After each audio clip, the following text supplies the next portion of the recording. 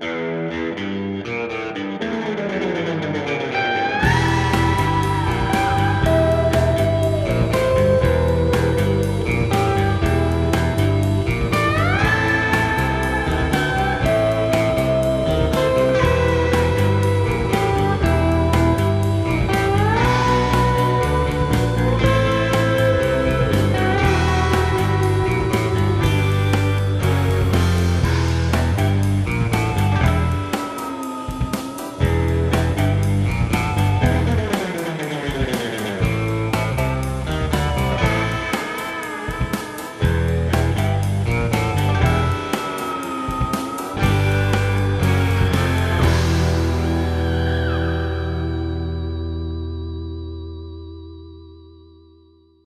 الله الرحمن الرحیم. سلام عرض می‌کنم همه شما اهالی فرهنگ و هنر و سینماگران برجسته کشورمون. وعده ما برای دیدار و سخن گفتن بیشتر با شما فردا شب که همتون هم دعوت شدید در خدمتتون خواهیم بود. امروز چون جلسه اصلی ما با اهالی رسانه است، فقط در حد عرض تبریک به مناسبت این روز و اینکه به شما عرض کنم که با تمام وجودم احساس شادی و شعف میکنم از اینکه این میهمان ناخوانده به سینما رو پذیرا شدید با سخنان گرم و انرژی بخشتون، مطالبی که نوشتید، تلفن هایی که کردید، ملاقات هایی که داشتید. بسیار تشکر میکنم. مسئولیت به ویژه در این عرصه بسیار مهم رو بنده فرصتی میدونم برای خدمت به اهالی نجیب، فرهیخته و پر افتخار سینمای کشور. میدونم که فرصتها به سرعت میگذرند، زمان به سرعت میگذرد. میدانم که بر همه شما چه گذشته است. روزگار سختی داشتید، نگرانی ها، اضطراب ها، تنش ها، بحران ها.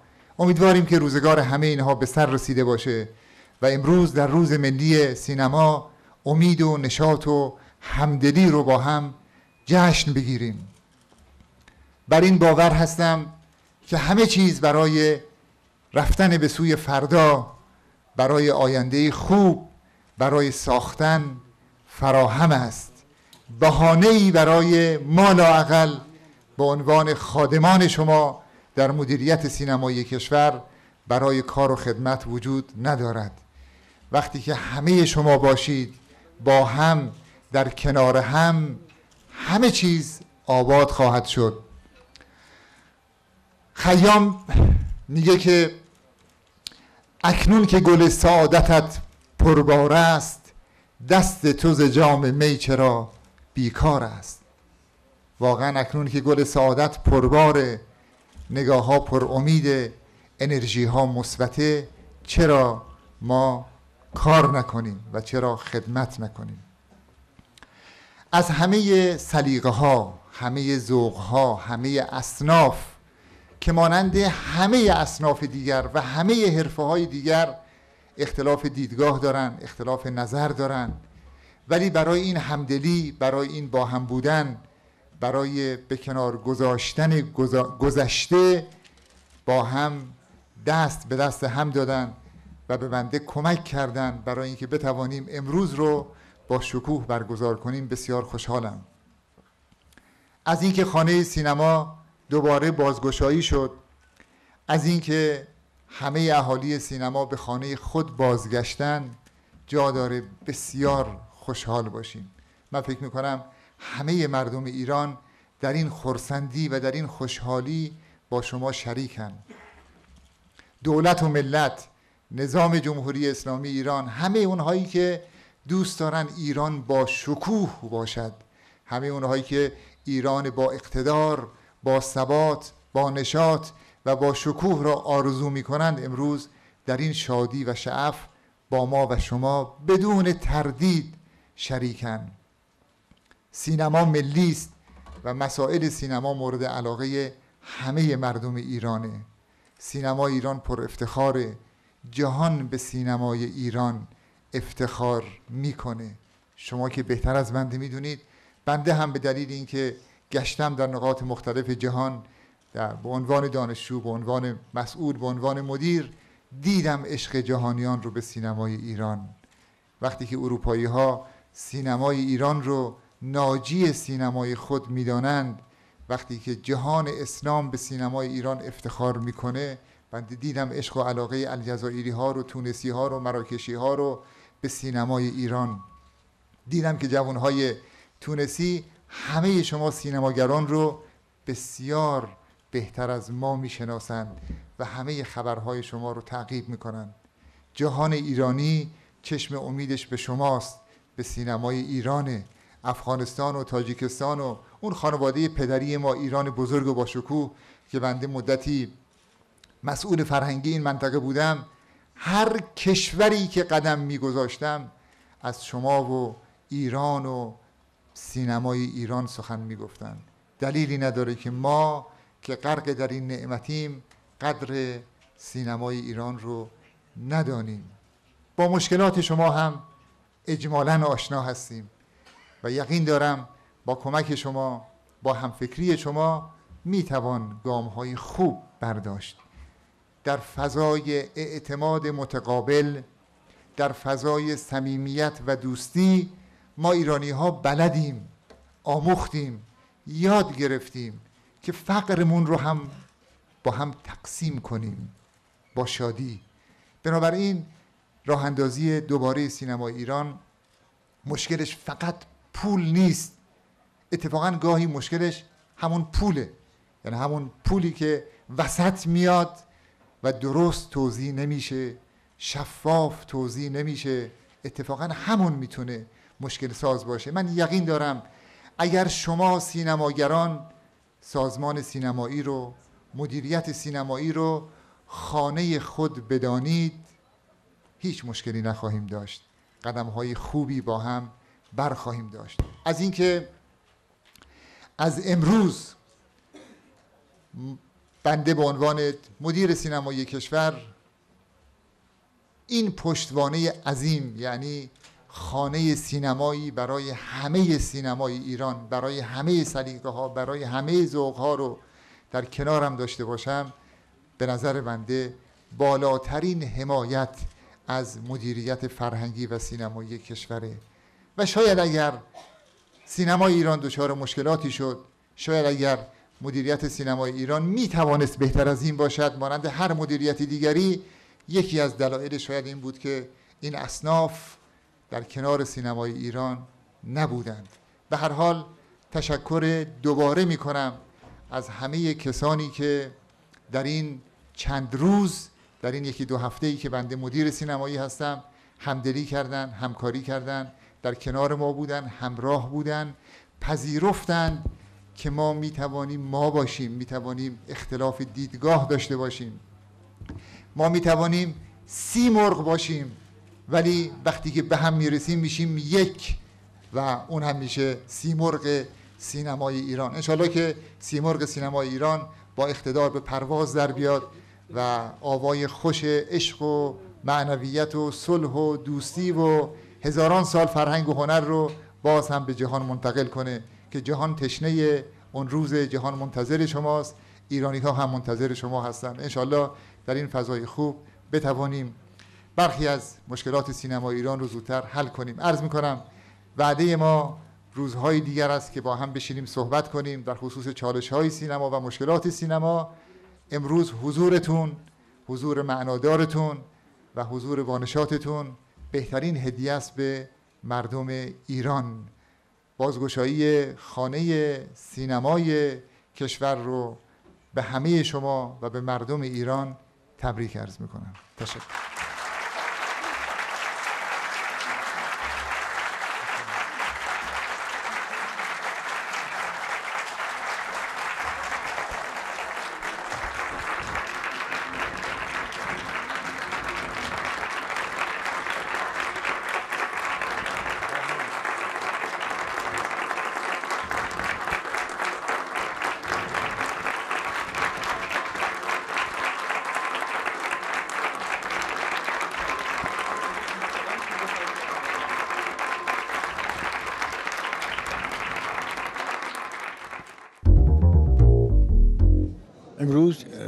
شادی است، روز خوبی است، روز شاد آفرینی است، به علت اینکه روز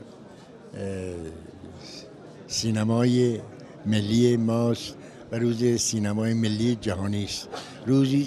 امروز روزی است که سینمای ایران بازگشایی میشه و به همین جدید هنرمندان دور هم جمع شدن که در خانه‌ای که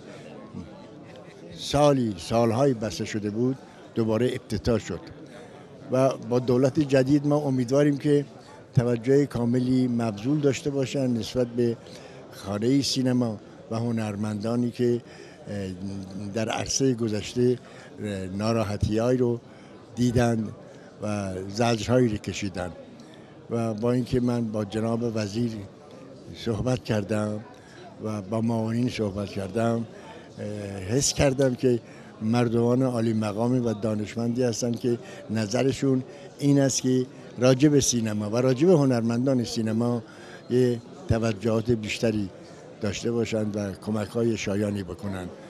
من از خداوند متعال خواهان سلامتی آنان و کمک آنان به جامعه سینما هستم. روز ملی سینما که مبارکه و با این اتفاقی که افتاد و بعد از 2 سال که ناحق و ناروا در خانه سینما رو بسته بودن، حالا ظاهراً داره باز میشه. قرار است که حالا هنوز سخنرانی بشه، آقای ایوبی نکرده، ولی انتظاری که داریم حقیقتاً سینمای ما از یک بی‌عدالتی رنج میبره. یعنی اون چی که وجه مشخصه این دوران و تا حدودی دوره‌های قبل، ولی این دوره به شدت بود، بی‌عدالتی بود. بی‌عدالتی در همه زمینه‌ها. هر زمینه‌ای که به دست پای دولت در وسط بود بی‌عدالتی بود. از پروانه ساخت بگیر تا وام‌هایی که داده میشد، تا پروانه نمایش، اکرانی که مثلا پروانه یه نفر نگر می‌داشتن تا نتونه فیلمش اکران کنه، همه خبر از یک بی‌عدالتی و یک فرقه بازی بود. گروه به گروه فرقه بازی. امیدوارم که اگر بتونه این بی‌عدالتی رو به حد نمیگم کاملا بشه حذف کرد، نمیشه، ولی بتونه به حداقل برسونه و بعد این فرقه بازی رو و گروه گرایی رو در سینما براندازه، امیدواریم که دوران خوبی رو در پیش داشته باشیم. اولا تبریک میگم به مناسبت این روز عزیز به همه خانواده سینماییم. همونطور که حالمون خیلی بد بود وقتی اینجا رو بستن، الان حالمون خیلی خوبه که اینجا رو باز کردن. خیلی خوشحالیم. به آقای ایوبی هم خسته نباشید و خیر مقدم میگم که آقای ایوبی خیلی خوب شروع کردیم. انشالله که سالیان سال در رفاقت کامل در کنار این خانواده باشیم. اومدن آقای دکتر ایوبی به معاونت سینمایی و ریاست سازمان سینمایی مثل یک اکسیژنی است که برای این سینمایی که 8 سال خواستن از بین ببرن ولی نتونستن، 2 مرتبه عمر تازه‌ای پیدا کرده و امیدوارم با رفاقت و دوستی و همکاری و برنامه‌های مثبت اون ارزشی که این سینما داره 2 مرتبهش برگردونده بشه. روز ملی سینما رو به شما و به همه سینماگرا تبریک میگم. بعد روز خیلی خوبیه به خاطر اینکه امروز که روز ملی سینماست، روز بازگشایی خانه سینما هم هست. بازگشایی خانه سینما رو هم تبریک میگم به بچه‌های سینما، چون این مسئله ابعاد ملی پیدا کرده بود. یعنی ایامی که خانه سینما تعطیل شده بود مردم عادی هم نگران بودن و حتی یادم یه خانم مسنی چند وقت پیش به من گفت الهی مادر خدا خونتون رو دوباره بهتون برگردون. از آقای ایوبی، از آقای جنتی و از آقای روحانی دولت جدید تشکر میکنیم که به فکر چاره‌جویی افتادن و در بهترین روز و بهترین موقع خانه سینما رو بازگشودن. و به آقای ایوبی میخواستم هم تبریک بگم هم یه نکته رو یادآوری کنم که سینمای ایران اغلب از فیلمنامه رنج میبره. وقتی با مردم صحبت میکنیم میگن که فیلمنامه خیلی خوب شروع میشه خیلی بد تموم میشه. اغلب فیلمای ما این اشکال داره. امیدوارم که دوره مسئولیت شما که خوب شروع شده مثل فیلمنامه‌های سینما ایران بد تموم نشه، خوبم تموم میشه. جناب آقای ایوبی تبریک میگم بهتون. خوش اومدیم به خانواده سینما. انقدر این مدت آرزو کردیم هممون که دیگه احتیاج نیست من الان بگم آرزوم برای سینما چیه. فقط قطعاً هم شما هم خدا هم همه مسئولین میدونن آرزوها چیه. امیدوارم که برآورده بشه، امیدوارم شما در کنار ما باشین، همراه ما باشین. قطعاً همینطوره، به امید دیدار زود. عرض کنم که عده‌ای ناسواب و شاید بشه گفت که از روی نابخردی متاسفانه 2 سال سعی کردن تیشه به ریشه سینما بزنن و با بستن ناسواب خانه سینما سعی کردن صنوف قانونی که 20 و چند سال در واقع باعث شده بودن که خانه سینما روی شالوده خودش برقرار و برپا بشه به تعطیلی بکشونن، منتها موفق نشدن، برای اینکه کارشون از ابتدا غلط و اشتباه بود. اگر کارشون درست بود و اصولی بود طبیعتا خانه سینما بسته شده بود، تمام صنوف هم به یک شکلی از همدیگه پاشیده شده بودن. این اتفاق نیفتاد، این اتفاق نامیمون نیفتاد خوشبختانه.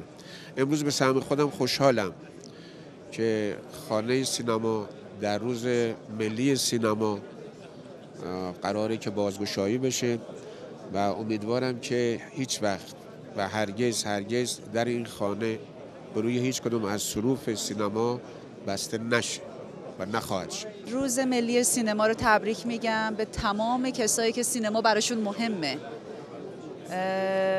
و امیدوارم که امروز تو یاد هممون بمونه. تا الانش که خیلی خوب پیش رفته، امیدوارم از امروز شاهد حرکت رو به جلو و رو به رشد خانه سینما برای تمام سینماگرا باشیم. ممنونم. آقای تبریزی، کمال تبریزی سر صحنه فیلم برداری هستن و نمیتونن بیان اینجا. الان یه پیامی برای من فرستادن، یه SMS فرستادن که اگر اجازه بدید به جای هر حرفی متن نوشته ایشونو بخونم چون بسیار جذابه. میگه که آقای تبریزی میگن سلام، خدا مادر بزرگم را رحمت کند.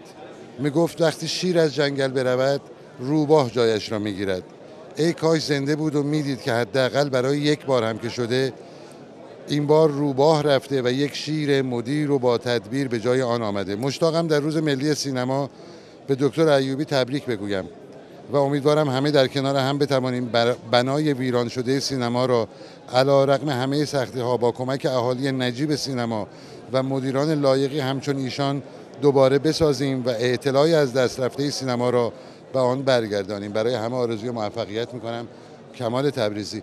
من وقتی اینو خوندم اینقدر خودم چیز شدم که حس خاصی بهم دست داد که حتی یه دوستی که بین ما نیست اینقدر با ما الان همدلی میکنه و این حس رو داره. منم واقعا امیدوارم که آقای دکتر ایوبی بتونن این ویرانه‌ای رو که تحویل گرفتن با کمک ما کنار اهالی سینما به نقاط مثبتی برسونن. این شأن و منزلت رو در ایشون میبینیم و امیدواریم ما هم بتونیم کمک بکنیم که بعد از بازگشایی خانه انشالله رو به جلو حرکت بکنیم. خب با توجه به زمان نزدیکی ما به وقت اذان ظهر پیش بینی شده که 45 دقیقه با موضوع روز ملی سینما و خانه سینما ما در خدمت شما باشیم. انشالله باقی سوالات اساسی و مهم رو میذاریم همون نشست مطبوعاتی که در آینده نزدیک برگزار خواهد شد. جناب ایوبی ما در خدمتیم. سلام عرض می‌کنم خدمت اهالی رسانه، مطبوعات، خبرگزاری‌ها، صدا و سیما و بسیار از شما سپاسگزارم و متشکرم برای اینکه در این 1-2 هفته گذشته محبت‌های شما رو احساس کردم.